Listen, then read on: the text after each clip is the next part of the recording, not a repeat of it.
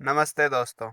अगर आप politics follow करते हैं और जब भी पार्टियों की बात आती है तो ये दो शब्द आते हैं, लेफ्ट विंग पार्टी और राइट विंग पार्टी। तो क्या होती है left wing party, right wing party, या राइट टेस्ट लेफ्ट टेस्ट, इसी के बारे में इस वीडियो में पूरी तरह से बात करेंगे, तो वीडियो में आप बने रहिए। तो चलिए सबसे पहले आपको बताते हैं कि लेफ्ट विंग और राइट विंग की कब, कैसे और कहाँ शुरुआत हुई। सबसे पहले ये शब्द 1790 में फ्रेंच रिवॉल्यूशन में यूज़ किया गया। उस समय फ्रांस में मोनार्की थी। मोनार्की मतलब होता है कि एक रॉयल फैमिली या एक डायनेस्टी यानी वंश का राज होगा पूरे देश पर। कुछ लोग इसे सपोर्ट करते थे तो कुछ अपोज। जो अपोज करते थे वो डेमोक्रेसी चाहते थे। आगे और डिटेल में जानेंगे इस पर। और यहाँ से हमें पता चलता है कि मोनार्की और डेमोक्रेसी एक दूसरे के अपोजिट हैं। तो मेन सवाल ये है कि लेफ्ट विंग और राइट विंग आए कहाँ से। फ्रेंच पार्लियामेंट में स्टेट्स जनरल की सीटिंग अरेंजमेंट एक खास तरह से थी। तो इस इमेज में भी आप देख सकते हैं कि स्टेट्स जनरल की सीटिंग अरेंजमेंट किस प्रकार थी। तो जो लोग लेफ्ट में बैठे हैं वो जनरली यानी आमतौर पे गरीब हैं, मोनार्की का विरोध करने वाले, डेमोक्रेसी का सपोर्ट करते थे। और जो राइट में बैठे हैं वो जनरली अमीर लोग होते हैं, वो मोनार्की का सपोर्ट करते हैं और डेमोक्रेसी का विरोध करते हैं। तो लेफ्ट और राइट का कॉन्सेप्ट काफ़ी हद तक इसी सीटिंग अरेंजमेंट से आया था। और एक और बात जान लीजिए कि कंजर्वेटिव इस्टेब्लिशमेंट सपोर्टर जैसे शब्द यूज़ होते हैं राइट विंग के लिए, और रिफॉर्मिस्ट जैसे शब्द यूज़ होते हैं लेफ्ट विंग के लिए। साथ ही लेफ्ट और राइट के साथ leftist, rightist, capitalist, communist, socialist जैसे शब्द आते हैं तरह तरह की पॉलिटिकल आइडियोलॉजी को डिस्क्राइब करने के लिए। आइडियोलॉजी यानी विचारधारा, यानी वो पार्टी मेजर टाइप्स ऑफ सोच कैसी रखती है। तो इसी लेफ्ट विंग और राइट विंग को सिस्टम को अच्छे से डिफाइन करने के लिए कई पॉलिटिकल थिंकर्स, पॉलिटिकल साइंटिस्ट ने पॉलिटिकल स्पेक्ट्रम तैयार किया, जिससे बहुत मतलब आसान तरीके से पता चल जाता है कौन पार्टी कितनी राइट, कितनी लेफ्ट, क्या लेफ्ट राइट है। तो इस पे अब चलिए कुछ बात करते हैं। इस लेफ्ट और राइट की मात्रा को डिफाइन करने के लिए पॉलिटिकल साइंटिस्ट्स ने एक पॉलिटिकल स्पेक्ट्रम तैयार किया है, जो बताता है कि कौन पार्टी या लोग कितने लेफ्ट या राइट हैं, उसे डिफाइन करता है। जिस पार्टी या लोगों की आइडियोलॉजी सेंटर से लेफ्ट में जितनी ज़्यादा दूर है वो उतना लेफ्टिस्ट, और सेंटर से राइट में जितनी ज़्यादा दूर है वो उतना ही राइटिस्ट। इस स्पेक्ट्रम के बीच में सेंटर, सेंटर से थोड़ी दूर लेफ्ट में सेंटर लेफ्ट, ज़्यादा दूर सेंटर से लेफ्ट में फार लेफ्ट या एक्सट्रीम लेफ्ट, और उससे भी ज़्यादा लेफ्ट में जाएं तो कम्युनिज्म। कम्युनिज्म यानी कम्युनिस्ट विचारधारा ये है कि गवर्नमेंट का देश की इकोनॉमी और अफेयर्स पे टोटल कंट्रोल होना। और कम्युनिज्म के भी बियॉन्ड जाएं तो एक और आइडियोलॉजी है जिसे कहते हैं टोटलिटेरियनिज्म, यानी डिक्टेटरशिप, जो कि स्टालिन ने किया था और जैसे कि नॉर्थ कोरिया में होता है। और उसी तरह से अगर सेंटर से थोड़ी राइट में जाएं तो सेंटर राइट, ज़्यादा राइट में जाएं तो फार राइट या एक्सट्रीम राइट, और फिर आता है फासिज्म, जो कि हिटलर और मसोलिनी ने फॉलो किया। एक और बात, ये लेफ्ट और राइट आइडियोलॉजी यानी विचारधारा है, मतलब कि कौन पार्टी कितनी लेफ्टिस्ट या राइटिस्ट विचारधारा यानी आइडियोलॉजी रखती है। जितनी सेंटर से लेफ्ट में दूरी उतनी ज़्यादा लेफ्टिस्ट, और जितनी सेंटर से राइट में दूरी उतनी ज़्यादा राइटिस्ट। बहुत से पॉलिटिकल थिंकर्स ने स्पेक्ट्रम को कई तरीके से डिफाइन किया, जैसे कि ये एक देखते हैं। यहाँ सेंटर को मॉडरेट्स कहा गया है। थोड़ा लेफ्ट में जाएं तो लिबरलिज्म, यानी उदारवादी सोच रखने वाले, यानी जो लिबरल विचारधारा रखते हैं, जैसे कि freedom of speech, equality, human rights पे बिलीव करने वाले। और थोड़ा लेफ्ट में जाएं तो सोशलिज्म, और एंड में कम्युनिज्म। सोशलिज्म मतलब होता है कि ये सोशलिस्ट लोग मानते हैं कि देश की इकोनॉमी और अफेयर पे गवर्नमेंट का पॉलिटिकल कंट्रोल होना चाहिए। और अगर राइट में देखें तो थोड़ा राइट में कंजर्वेटिज्म। कंजर्वेटिज्म यानी कि ये कंजर्वेटिव सोच रखने वाले लोग अपने ट्रेडिशन और कल्चर को कंजर्व करना चाहते हैं, कंटिन्यू करना चाहते हैं। और उसके बाद आता है लिबर्टेरियनिज्म, और एंड में फासिज्म। और ये बहुत इंपॉर्टेंट है जानना कि ये दोनों विंग्स में जो बेसिक डिफरेंस है वो लिबर्टी और गवर्नमेंट की पावर को लेकर है। अब बात करते हैं कि एग्जैक्टली लेफ्टिस्ट और राइटिस्ट कौन होते हैं। तो सबसे पहले, who are left? Liberals, socialists, democrats, communists, in short ये सब बदलाव के पक्ष में होते हैं। और इनके पॉलिसीज़ की बात करते हैं। इक्वालिटी इन सोसाइटी, यानी समाज में अमीर गरीब सबको बराबरी का अधिकार हो। दूसरा, separation of religion and state, यानी कि धर्म और स्टेट को अलग अलग रखा जाना चाहिए, और यहीं से आया secularism. Central planning, government decide करेगी कि देश का पैसा कहाँ इन्वेस्ट होगा, ना कि मार्केट फोर्सेस। और एक और point, government intervention in economy. Government का, इसका मतलब है गवर्नमेंट का इंटरफेयर होना चाहिए देश की इकोनॉमी में। वेलफेयर स्टेट, ये एक ऐसा देश बनाना चाहते हैं जिसमें सभी का वेलफेयर यानी कल्याण हो। प्रोटेक्शनिज्म, यानी कि ट्रेड को फ्री नहीं करना चाहिए। Local manufacture should be cheaper, यानी जो लोकल लेवल पर मैन्युफैक्चरिंग होती है वो सस्ती होनी चाहिए। अब देखते हैं इनकी social policies. Progressive view, homosexuality और अबॉर्शन और इमिग्रेशन को लीगलाइज करके प्रोग्रेसिव व्यू दिखाते हैं। अगेंस्ट डेथ पेनल्टी, और ये मौत की सज़ा के पक्ष में नहीं होते हैं, मतलब आप कुछ और सज़ा दीजिए लेकिन मौत नहीं होनी चाहिए किसी भी क्रिमिनल को। लेफ़्ट की इकोनॉमिक पॉलिसीज़ काफ़ी सारी अच्छी है, लेकिन मैं पर्सनली लेफ़्ट के most of the social policies से एग्री नहीं करता हूँ। तो अब बात करते हैं लेफ्टिस्ट पार्टियों के एग्जांपल्स की। यूएसए में डेमोक्रेटिक पार्टी जो कि जो बाइडेन की पार्टी है, और यूके की लेबर लेबर पार्टी जो कि जेरेमी कोरबाइन की पार्टी है। ये दो पार्टी लेफ्ट की एग्जांपल है।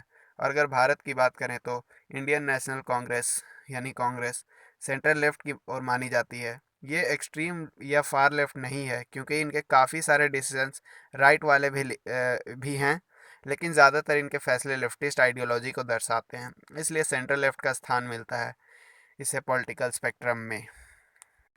आम आदमी पार्टी को सेंटर लेफ्ट और फार लेफ्ट के बीच में रखा जाता है। हालांकि जब ये शुरू में आई थी तो इन्होंने कहा था कि इनकी कोई आइडियोलॉजी नहीं है, लेकिन जिस तरह के एक्शंस लिए हैं और उससे इस पार्टी को सेंटर लेफ्ट और फार लेफ्ट के बीच का स्थान मिलता है। और एक और पार्टी सीपीआई और सीपीआईएम यानी कम्युनिस्ट पार्टी फार लेफ्ट की एग्जाम्पल है। अब बात करते हैं राइट यानी राइटिस्ट कौन होते हैं। कंजर्वेटिव, नेशनलिस्ट, रिपब्लिकन्स जैसे शब्द यूज़ होते हैं राइट के लिए। कंजर्वेटिव वो होते हैं जो पुराने सिस्टम को कंटिन्यू रखना चाहते हैं। नेशनलिस्ट वो होते हैं जो राष्ट्रवाद की भावना को सबसे ऊपर रखते हैं।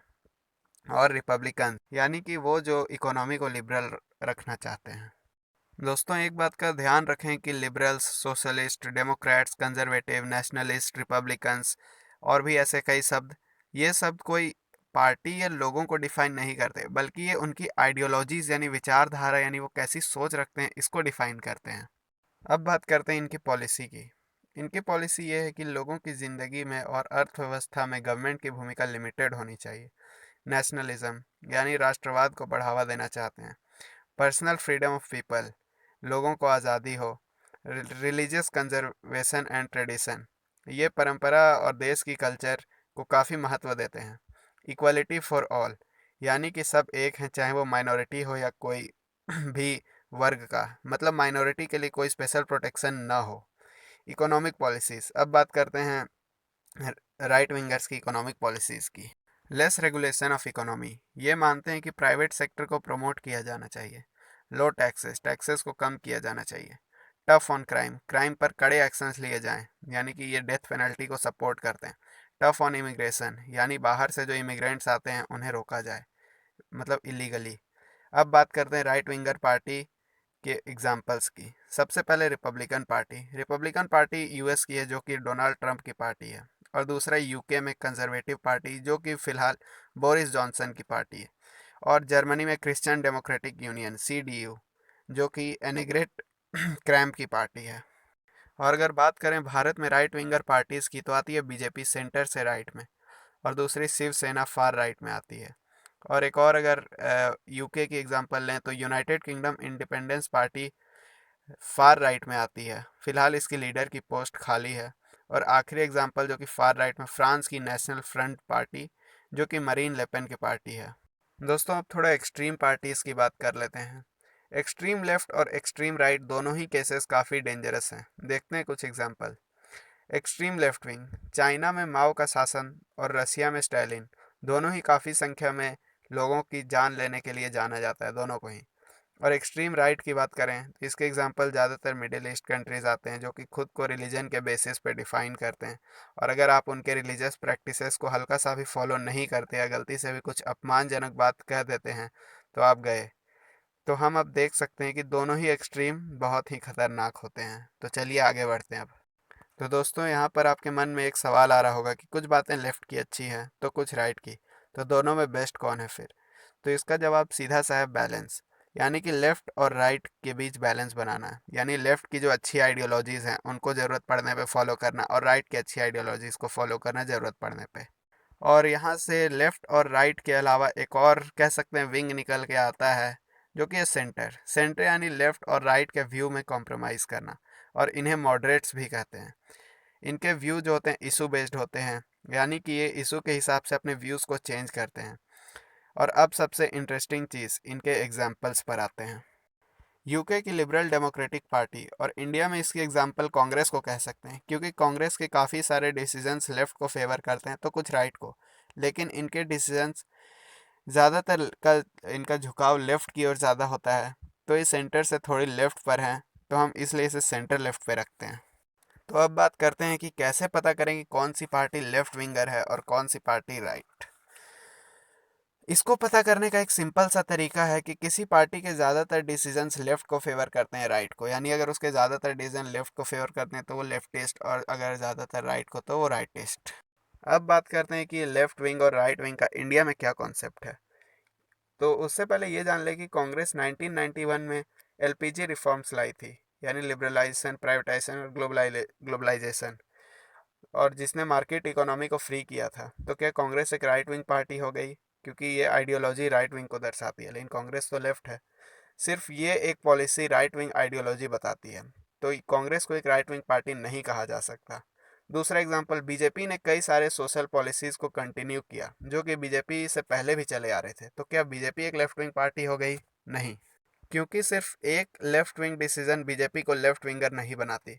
तो भारत में कौन सी पार्टी लेफ्ट और कौन सी राइट है? तो सोशली लेफ्ट विंग की बात करते हैं। अगर रिलीजन के बेसिस पे देखा जाए तो mainly three parties, BJP, Shivsena और एआईएमआईएम। और सोशली राइट विंग रिलीजन के रिस्पेक्ट में ही बात किया जाए, जिन्हें सेकुलर भी कह सकते हैं, तो कांग्रेस, आप यानी आम आदमी पार्टी, और जेडीयू, तृणमूल कांग्रेस और CPIM. Economically left wing, India में सभी पार्टी अमीरों पर टैक्स बढ़ाने का सपोर्ट करती है, और भी कई लेफ्ट विंग इकोनॉमिकल आइडियोलॉजीज का सपोर्ट करने के कारण इंडिया में सभी पार्टी इकोनॉमिकली लेफ्ट विंग है। हालांकि भारत में कोई ऐसी पार्टी नहीं है जो ओपनली कहती हो कि, या एक्सेप्ट करती हो कि वो लेफ्टिस्ट फॉलो करती है आइडियोलॉजी, है राइटिस्ट।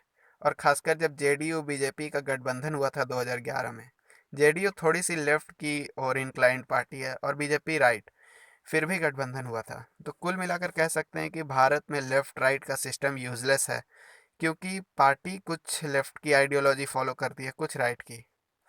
तो इस वीडियो में उम्मीद करता हूँ आपको left wing, right wing, communist, socialist, ये सारे कॉन्सेप्ट्स क्लियर हुआ होगा। तो अगर ये वीडियो आपको अच्छा लगा तो वीडियो को लाइक ज़रूर करें, चैनल को सब्सक्राइब करें ऐसी वीडियोस आगे देखने के लिए, और बेल आइकन को दबाना ना भूलें। वीडियो को शेयर जम के कर दें। और आप क्या सोचते हैं इस वीडियो के बारे में, इन आइडियोलॉजीज़ के बारे में, या आप किसे प्रेफर करते हैं, ये कमेंट से बताना बिल्कुल ना भूलें। इस वीडियो में इतना ही, मिलते हैं आपसे अगले वीडियो में। धन्यवाद।